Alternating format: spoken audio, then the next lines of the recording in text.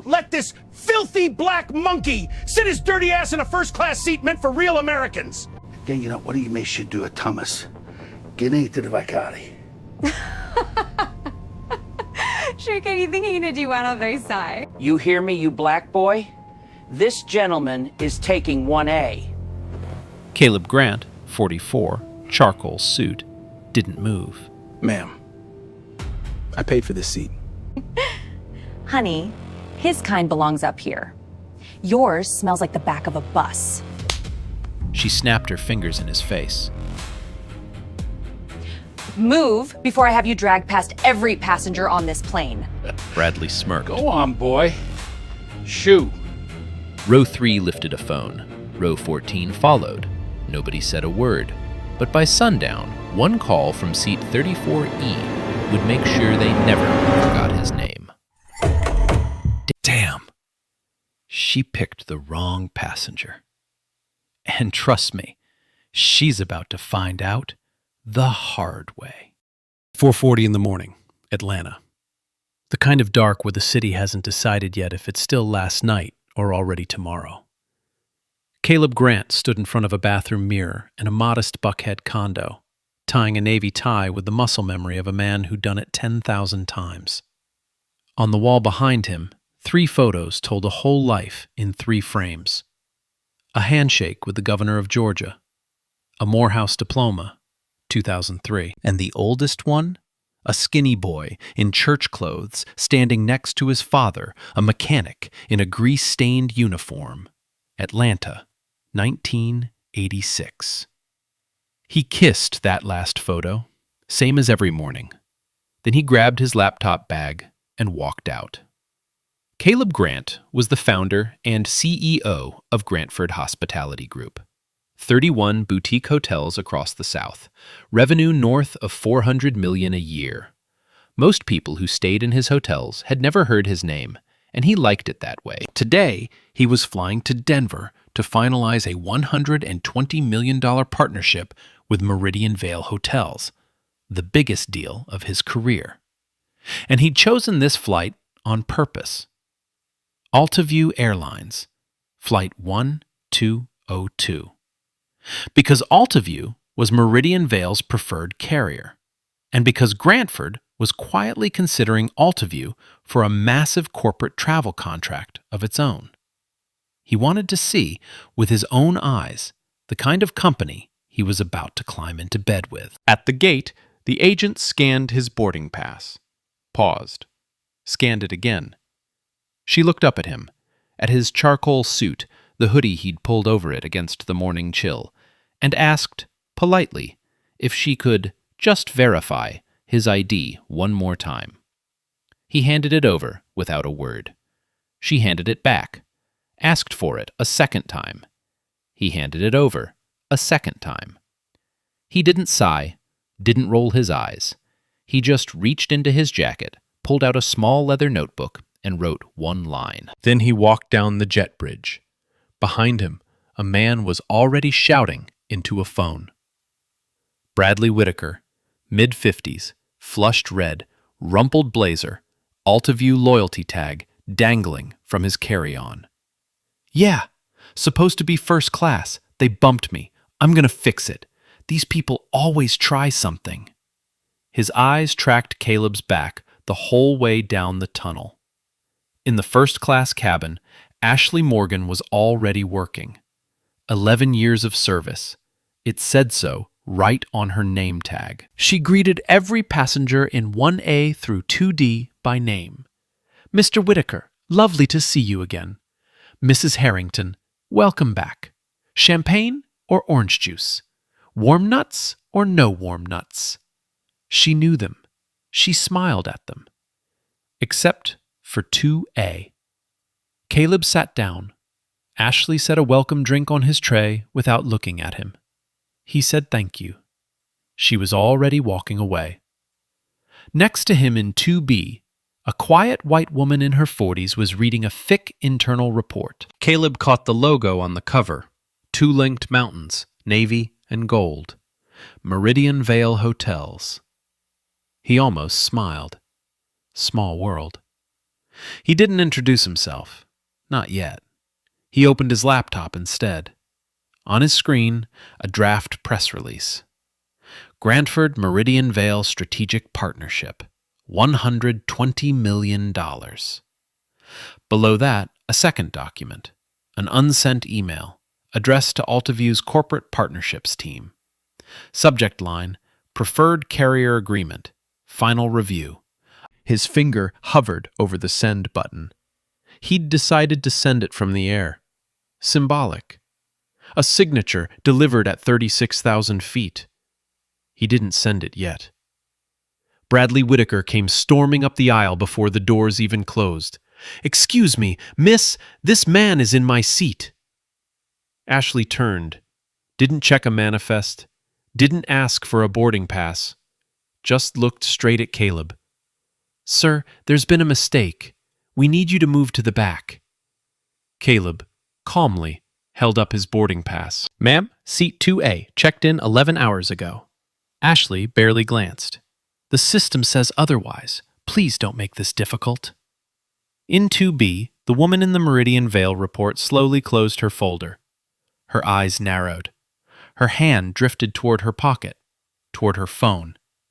And nobody on that plane had any idea what she was about to record. Ashley didn't lower her voice. If anything, she raised it. "Sir, I've asked you once. I'm not going to ask you again. This seat belongs to Mr. Whitaker. Stand up." Caleb kept his voice level. "Could you please check the manifest again? My name is Caleb Grant. Grant. Seat 2A. Bradley snorted behind her. "Buddy, I fly this route every week. I know this crew. I know this airline. You don't belong up here, and you know it. Just move." He leaned down, close enough that Caleb could smell coffee and cologne on him. "Save yourself the embarrassment, boy." The word landed in the cabin like a dropped glass. A woman in 1D actually winced, but nobody said anything. Ashley leaned in too, close enough that her perfume mixed with Bradley's cologne into something sour. And then she said it. The line that would, within 24 hours, end her career. "Sir, I don't know how you got this ticket, but first class isn't for people like you. Move. Now." The cabin went silent. The kind of silent you only hear on an airplane, where even the hum of the engines seems to politely step aside so the humiliation can take center stage.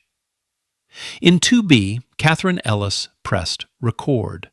Her phone was angled down into her lap, screen dimmed, microphone open.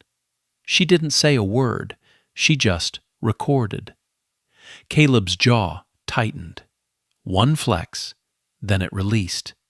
He looked up at Ashley, looked at Bradley, looked past them, into the cabin, where 12 first-class passengers were suddenly very interested in their phones, their magazines, the stitching of their seat backs, anything except his face.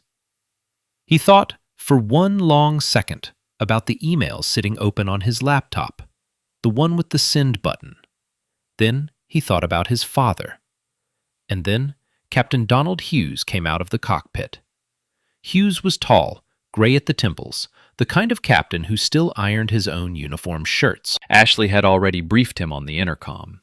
He didn't ask Caleb a single question. He didn't look at the boarding pass.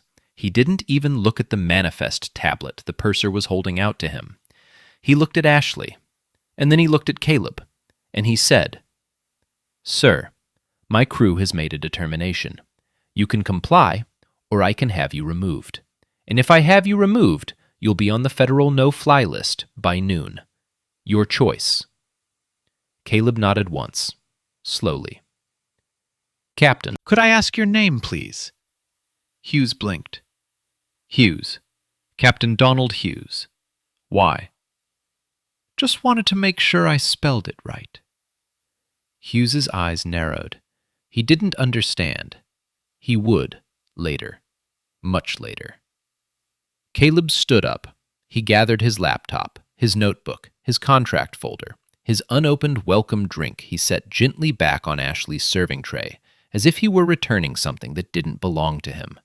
And then he walked, all the way down the aisle, past 2B, where Catherine Ellis's phone was still recording, past row 7, past row 14, past row 22, past the curtain, past the overhead bins stuffed with backpacks and winter coats, all the way to the very last row of the aircraft. Seat 34E, middle seat, last row, back of the plane, right next to the lavatory where the smell of disinfectant hit him before he even sat down. A child in 3C whispered, "Mommy, why is that man moving?" His mother shushed him and pretended to look out the window. Ashley muttered, loud enough for first class to hear, "Finally." Caleb folded himself into 34E. To his right, a young black woman in scrubs, early 20s, textbook open on her lap, highlighter in her teeth. She looked up. Her eyes went wide, then wider. "Mr. Grant?" she whispered. Aren't you the guy on the cover of Forbes Atlanta? My professor made us read your case study last semester." Caleb put one finger gently to his lips, smiled at her. "Not today, I'm not." "What's your name?" "Jasmine. Jasmine Brooks." "Nice to meet you, Jasmine. Nursing?" "Second year. Emory." "Your parents must be proud." Her eyes filled up, just a little. "My mom. Yes, sir." Caleb nodded, opened his laptop, opened his notebook, and started writing. On the notebook page, the one from the gate, there was already one line. 0441, Agent Rivera, Gate B12, ID verification requested twice, no stated reason. Log. He added 3 more, in careful, steady handwriting. 0538, F/A, Ashley Morgan, Seat 2A. Welcome. Service skipped. Eye contact refused. 0551, F/A. Morgan stated, verbatim, first class isn't for people like you. Witness, passenger seat 2B, white female, mid-40s, Meridian Vale report on lap. 0553, Captain Donald Hughes threatened federal no-fly list placement without reviewing manifest or boarding documentation. 0557, passenger reassigned to 34E, no refund offered, no explanation provided. He closed the notebook, opened his laptop. The draft email was still sitting there. Subject line, Preferred Carrier Agreement, Final Review. He deleted it, retyped one word. Withdrawn. His finger hovered over send, and then he stopped.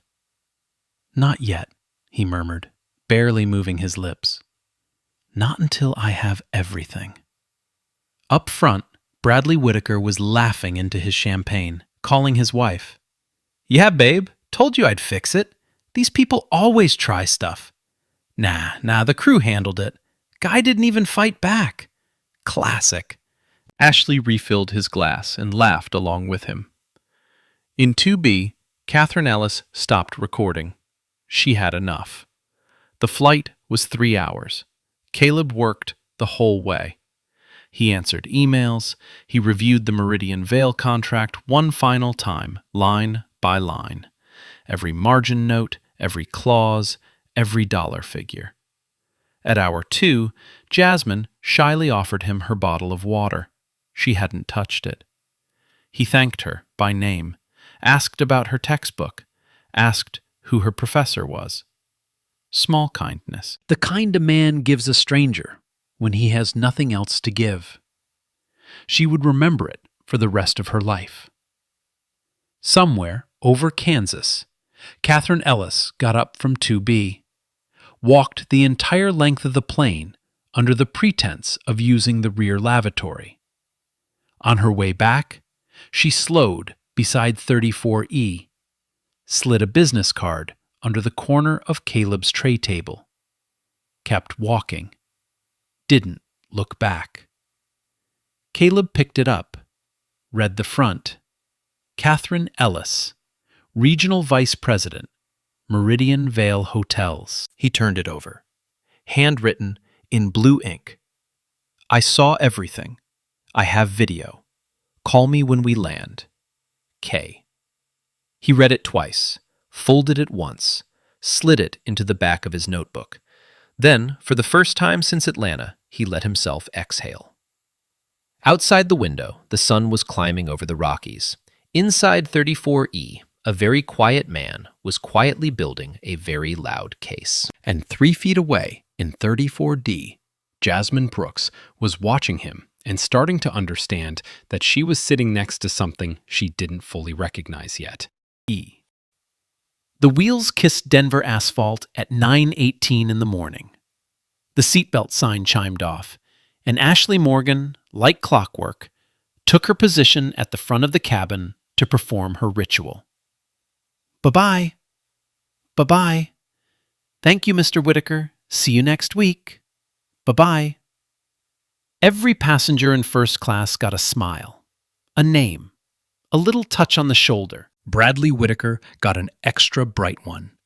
She even leaned in and murmured something that made him laugh.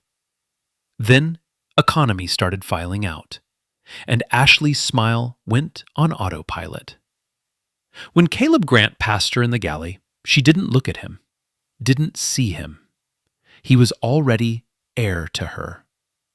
Caleb stopped, just for a second, just long enough to turn his head and speak, very quietly, very clearly. Ashley, 11 years. I'll remember that. She rolled her eyes. Sir, please keep moving. He kept moving. At the end of the jet bridge, Catherine Ellis was waiting.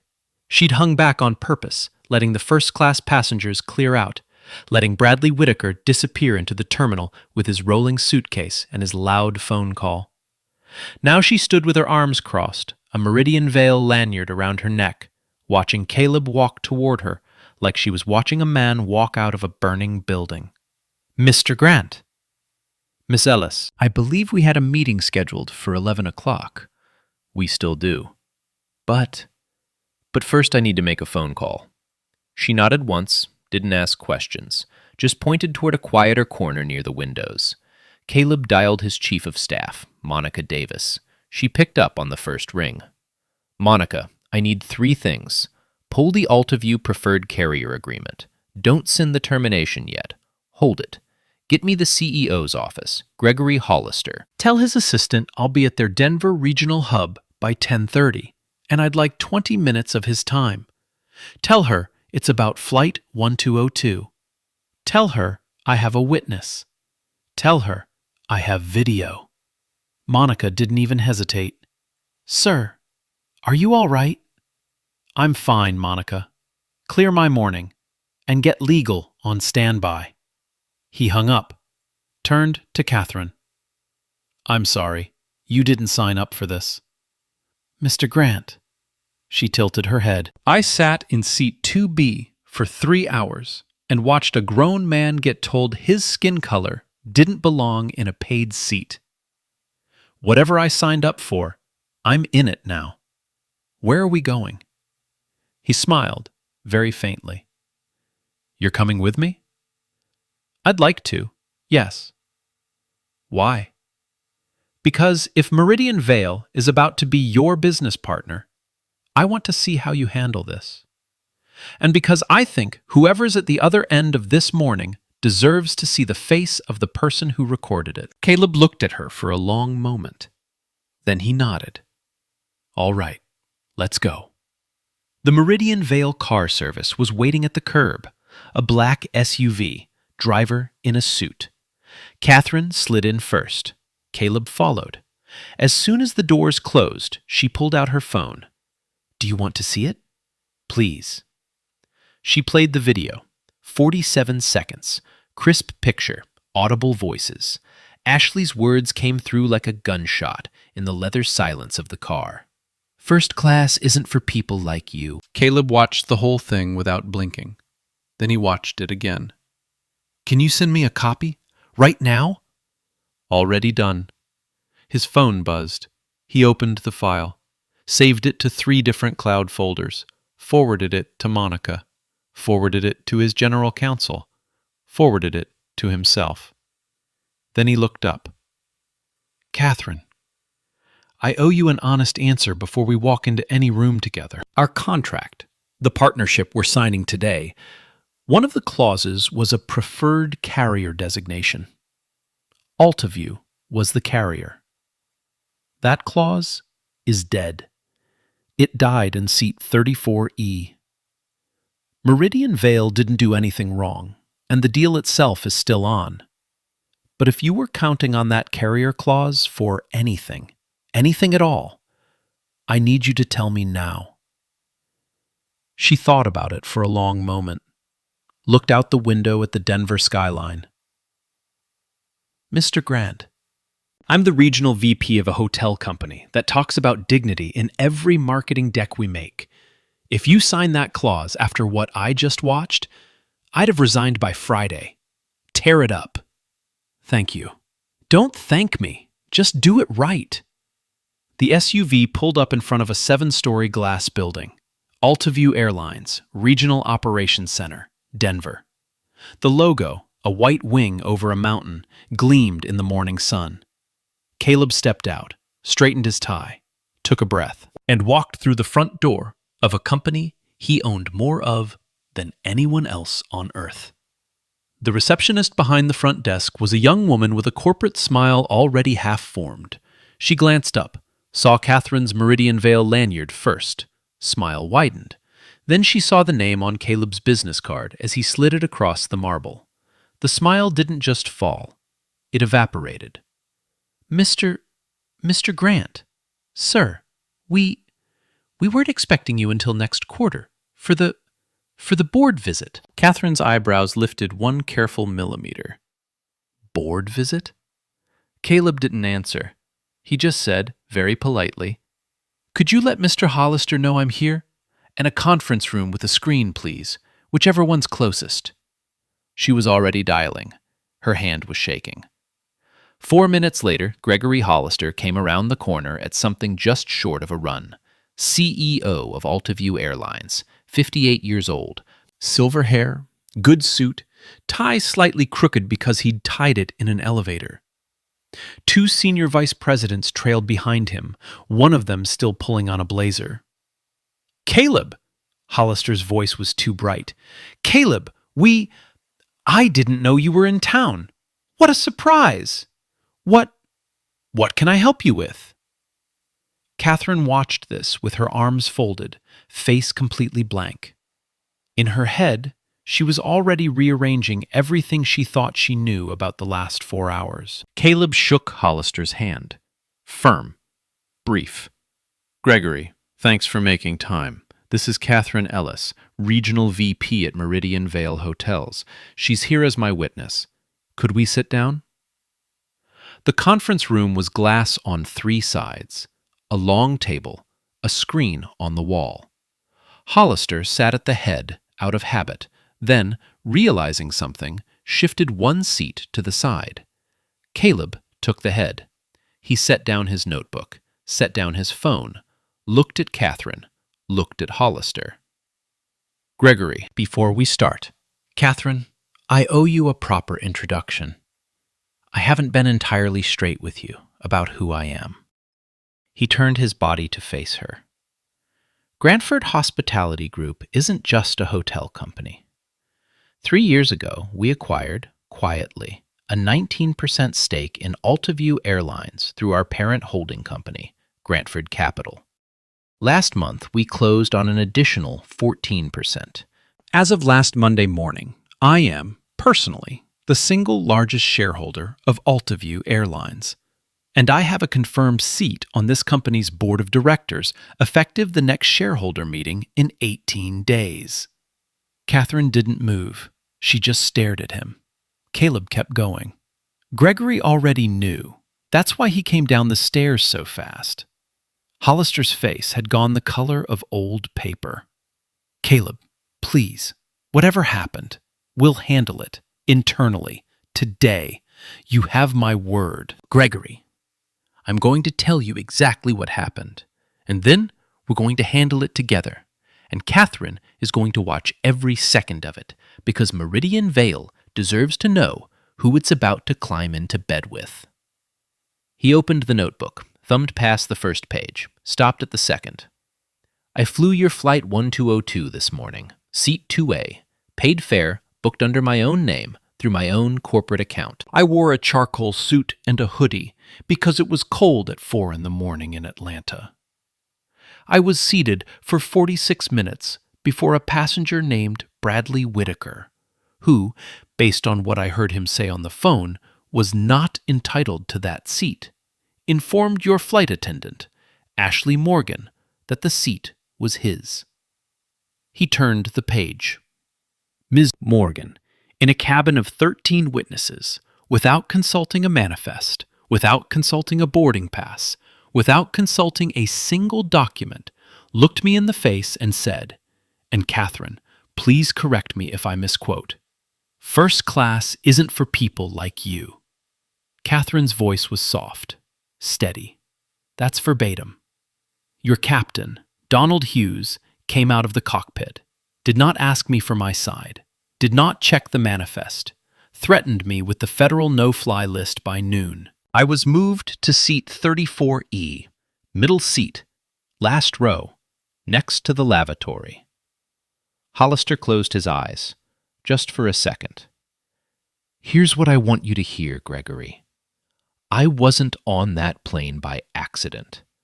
I chose that flight because Altaview is Meridian Vale's preferred carrier, because Grantford was finalizing a corporate travel contract with your airline this week, and yes, because I wanted to see. Not a report, not a focus group, not a quarterly DEI slide in a boardroom. I wanted to see, in my own seat, how your airline treats a black man in first class when nobody in that cabin knows who he is. He paused. Your airline failed the test, Gregory. In front of a witness who is now the regional vice president of the hotel company I'm about to sign a $120 million partnership with. He slid his phone across the table, pressed play. Ashley's voice came through the conference room speakers. First class isn't for people like you. Hollister actually flinched. One of the senior vice presidents put her hand over her mouth. Caleb let the video play all the way through, didn't speak over it, didn't narrate, just let it breathe in the glass room. When it ended, he looked at Hollister. The preferred carrier clause in our Meridian Vale partnership was worth $120 million to Altaview over 4 years. It was going to be the anchor contract for your Denver hub after the merger. That clause is gone, Gregory. I deleted it on the jet bridge. Catherine signed off in the car. Hollister sat down very slowly. His hands were flat on the table in front of him, like a man bracing for a wave. Caleb, what do you want? Caleb closed the notebook. I want to fix your airline, Gregory, from the inside, starting today, because I own enough of it now to force the door open. And most of the people your crew treated the way they treated me this morning. They can't. That's the part we're going to change. The conference room was very, very quiet. Outside, somewhere over the hub, a plane was taking off. Hollister tried to stand up. Caleb, let me get HR down here. Let me get the union rep. Let me... Sit down, Gregory. He sat down. Here's what's going to happen. I don't want Ashley Morgan fired by a press release tomorrow morning. That's cheap. That's theater. That lets this company pretend one bad apple fell off the tree, and the tree is fine. The tree is not fine. Caleb turned to the senior vice president on his left. What's your name? Rebecca Moore, sir, SVP of In-Flight Operations. Ms. Moore, I want 4 things on this table within 1 hour. 1. Ms. Morgan's full employment file. 2. Captain Hughes's. 3. Every formal passenger complaint filed against either of them in the last 24 months. 4. Your chief data officer, on a video call, with access to your reseating and upgrade logs. Not next week. Today. Now. Yes, sir. She was already on her phone. Caleb looked at Hollister. I'm also bringing in an independent DEI auditor, paid out of Grantford's pocket, not yours. I don't want anyone in this building able to say later that the audit was cooked. Her name is Dr. Yvonne Washington. She'll be on the ground in Denver by 2 o'clock. She'll have full access. No NDAs. No redactions. Hollister nodded. He didn't argue. He had no cards left to play, and he knew it. 40 minutes later, AltaView's chief data officer came up on the wall screen. A woman named Patricia Anderson. Glasses, no makeup, the face of somebody who'd been pulled out of a meeting and told to run a query that was going to break her week. Mr. Hollister, Mr. Grant, I ran the preliminary poll you asked for. I need to give a caveat. This is 20 minutes of work. It's not a full analysis. Understood, Caleb said. What did you find? Patricia took a breath. Across all AltaView flights in the last 24 months, in first-class cabins, Black passengers are 4.3 times more likely to be asked to verify their ticket after being seated. They are 6.1 times more likely to be involuntarily relocated from a confirmed first-class seat than a white passenger with the same fare class and frequent flyer status. Nobody spoke. Patricia kept going because she was a professional, and professionals finish the briefing. I also pulled Miss Morgan's individual record because it was flagged. Over the last 2 years, Ashley Morgan has granted 14 off-book complimentary first-class upgrades to white frequent flyers. 6 of those upgrades displaced a paid passenger. All 6 of the displaced passengers were black. Hollister put his face in his hands. Caleb didn't. He just wrote it down. Thank you, Patricia. Stay available, please. The screen went dark. Catherine, who had been silent for 20 minutes, finally spoke. Mr. Hollister, how did this not get caught? Caleb answered for him, softly. Because the people it happened to either didn't complain, or when they did, nobody believed them. I'm only standing in this room because I could afford to document it, and I own enough of this airline to force the conversation. Most people can't. That's the part we're going to fix. At 11:40, they brought Ashley Morgan up from crew rest. She walked into the conference room, still in her uniform. Pressed slacks, silk scarf, wings pin on her lapel. She had clearly been told nothing about why. She saw Hollister first, then Rebecca Moore. Then, as her eyes swept the table, she saw Caleb. And she stopped walking. Her face did 3 things in the space of a breath. Confusion, recognition, then something that looked almost like nausea. You were a passenger. Sit down, Miss Morgan. She sat, very carefully, like the chair might not hold her. Caleb didn't raise his voice, not once during the entire conversation. He didn't need to. Miss Morgan, before we start, I want you to understand something. I am not angry at you. I am sad. I am sad because 11 years ago, this company handed you a uniform and a set of wings and a tremendous amount of power over complete strangers. And somewhere in those 11 years, you decided that power was a weapon you got to use. Her eyes were already filling. Sir, I thought he was in the wrong seat. Caleb slid his boarding pass across the table. Crisp. Paper. Dated this morning. Name clearly printed. Seat 2A. Miss Morgan, did you check this? At any point? Before you told a paying passenger that he didn't belong in the seat he paid for? Silence. Did you check, Miss Morgan? No, sir. Why not? She opened her mouth, closed it. The tears spilled. I didn't think I needed to. The room didn't move. Catherine closed her eyes. Hollister looked at the table. Caleb let the sentence sit there, in the middle of the conference room, like the body of something small and honest she had just laid down on the carpet. Ms. Morgan, thank you for telling me the truth. That is the first honest thing anyone at this airline has said to me today. I want you to hold on to that. You're going to need it in the days ahead. They brought Captain Hughes in next. He came in with his shoulders squared, already defensive, already rehearsing. Mr. Grant, with respect, my crew made a judgment call under operational pressure and... Caleb just pressed play on Catherine's video.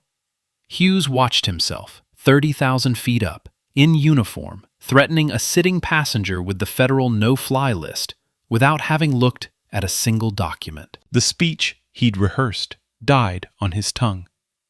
Captain, one question. Did you check the manifest before you threatened to end a man's ability to fly commercially in this country for the rest of his life? Hughes's jaw worked. No, Mr. Grant. I should have. Yes, Captain. You should have. Bradley Whitaker was harder. They located him through his AltaView loyalty account, which pinged his hotel check-in downtown. When AltaView corporate security called his room and politely asked him to come in, he came in yelling about lawyers. He stopped yelling the moment he saw Caleb at the head of the table. Mr. Whitaker, your complimentary first-class upgrade on Flight 1202 was not authorized by the booking system. It was granted off-book by Ms. Morgan in direct violation of AltaView policy. Your Diamond loyalty status is suspended pending review. You are welcome to fly with us again in economy. Good day. Bradley opened his mouth, closed it, left. At 2 o'clock, Dr. Yvonne Washington walked into the building with a team of 3. By 4, she had preliminary findings. By 6, she had a framework. She sat down across from Caleb and Hollister and laid out 6 reforms, and Caleb adopted every single one on the spot. 1. Mandatory manifest verification on a handheld tablet with a digital signature before any passenger in any cabin can be involuntarily reseated. No exceptions. No captain overrides without written documentation. 2. Audio capture in every first-class galley retained for 30 days, reviewable by the passenger experience team. 3. A quarterly third-party bias audit of reseating and upgrade patterns. Public, published, comparable year over year. 4. An anonymous passenger reporting line routed entirely outside AltaView corporate through Dr. Washington's firm with a guaranteed 72-hour response. 5. Mandatory retraining for every flight attendant and captain in the company, tied to annual recertification. No recertification, no wings. 6. A restitution fund seated at $12 million for every passenger identifiable in Patricia's data as having been improperly downgraded or removed over the last 24 months. Checks plus written apologies. Signed by Hollister personally. Caleb didn't smile. He didn't celebrate. He just turned to Hollister. Gregory, you announce this in 48 hours, with Dr. Washington standing next to you, not behind you, next to you. If a single reporter asks whether this was forced on you by a shareholder, you answer yes. You do not lie. Are we clear? We're clear. Catherine, quietly, slid a pin across the table. It was 2 minutes past 7 in the evening when Caleb finally walked out of that conference room, Denver was gold behind the glass. The building was mostly empty. He found Jasmine Brooks's study planner in his bag. She'd dropped it somewhere between the jet bridge and the SUV, and he made a mental note to mail it back to her. Plus something else. 48 hours later, at 9 a.m. Mountain Time, Gregory Hollister walked into the briefing room of AltaView's Denver headquarters and stood at a podium next to Dr. Yvonne Washington. Not behind her, next to her, just like Caleb had told him. He didn't read from a crisis comms script. He'd thrown that out the night before. 2 days ago, he began, a paying passenger on AltaView Flight 1202 was removed from his confirmed first-class seat and told by a member of our crew that first class was not for people like him. That passenger was black. The crew member did not verify a manifest. The captain did not verify a manifest. Nobody on that aircraft in a position of authority treated that passenger as a customer. They treated him as a problem. And I am here this morning to tell you that AltaView Airlines failed that passenger. The investigation is not ongoing. It is concluded. Here is what we found, and here is what we are doing. The room of reporters went very still. This was not the statement they had been expecting. He named the reforms, all 6 of them. He named the $12 million restitution fund. He named Dr. Washington and gave her the microphone. Ashley Morgan, that same morning, received a certified letter at her apartment in Atlanta. Termination for cause.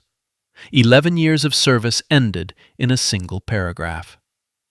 The letter did not call her a racist. It did not editorialize.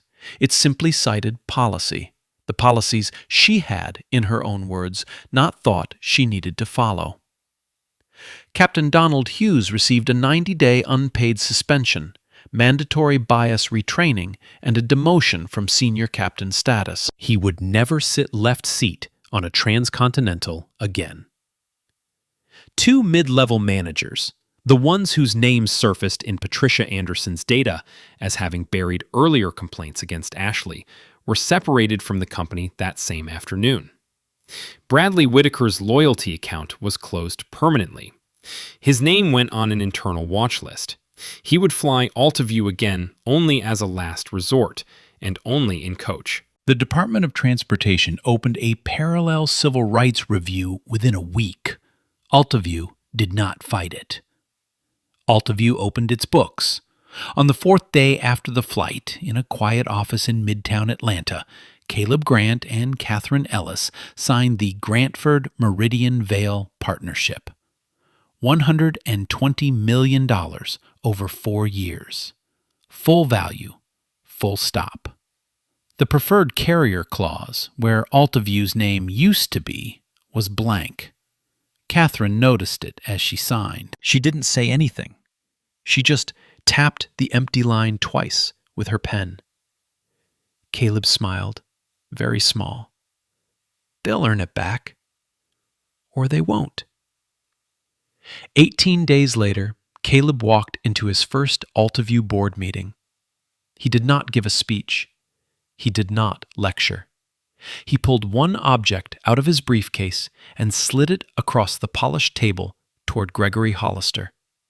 A framed photograph, black and white, 1986. A skinny boy in church clothes standing next to a mechanic in a grease-stained uniform outside an Atlanta terminal. My father, Caleb said. He was refused service at an airline lounge in this very city. The gate agent told him he must have the wrong ticket. He kept the boarding pass his whole life. I keep it in my desk drawer. He let that sit for a moment. I'm not telling you this to make you feel guilty, gentlemen. I'm telling you this because I don't ever want an AltaView board to hear a story like mine and think it's rare. It's not rare. It's just rarely documented. That's the part we change now. Nobody spoke. A few people nodded. One senior director cleared his throat and said, quietly, "Understood, Mr. Grant." In a small one-bedroom apartment in Atlanta, Ashley Morgan sat on the edge of her couch watching the AltaView press conference on the local news. She didn't cry this time. She just watched. The reporter asked Hollister, toward the end, whether the reforms were forced on him. Hollister paused. Then he said, very clearly, "Yes, they were, and they should have been forced on me a long time ago." The camera cut away before anyone could follow up. Ashley turned off the television, looked at her wings pin on the coffee table, and sat in a silence nobody in this story gets to eavesdrop on. 2 weeks after the flight, a plain envelope arrived at Emory University, addressed to a second-year nursing student named Jasmine Brooks. Inside was a letter from a small foundation she'd never heard of, informing her that the remainder of her tuition, all 3 years, had been covered in full by an anonymous donor. At the bottom of the letter, in blue ink, handwritten, "Thank you for the water, a fellow passenger." She read it 3 times. Then she called her mother, and they both cried. Caleb Grant didn't win because he was rich. He won because he was prepared. Because the moment a gate agent in Atlanta asked for his ID a second time, he opened a notebook. He didn't shout. He didn't threaten. He wrote down a time and a name, and he kept writing, all the way to the last row of a Denver-bound airplane, because he had lived long enough in his own skin to recognize the pattern as it was happening to him. And he won, because a woman in seat 2B, a woman who had every reason to look away, every reason to mind her business, every reason to pretend she hadn't heard, decided instead that her phone camera was a civic duty. One quiet tap of a record button. 47 seconds of footage. A business card slid under a tray table somewhere over Kansas. That's the whole mechanism. That's the entire machine. The reforms at AltaView are real in this story. Mandatory manifest checks, audio in the galleys, quarterly audits, an anonymous reporting line that doesn't answer to the people being reported, a restitution fund with real checks and real apologies, a board that, for the first time in its history, has a member in the room whose father was once turned away from one of its lounges with a boarding pass in his pocket that was perfectly valid. Ashley Morgan had 11 years to become somebody different than the woman who snapped her fingers in Caleb Grant's face. She didn't. Captain Donald Hughes had 30 seconds standing in the aisle to ask one simple question. "May I see your boarding pass, sir?" He didn't ask it.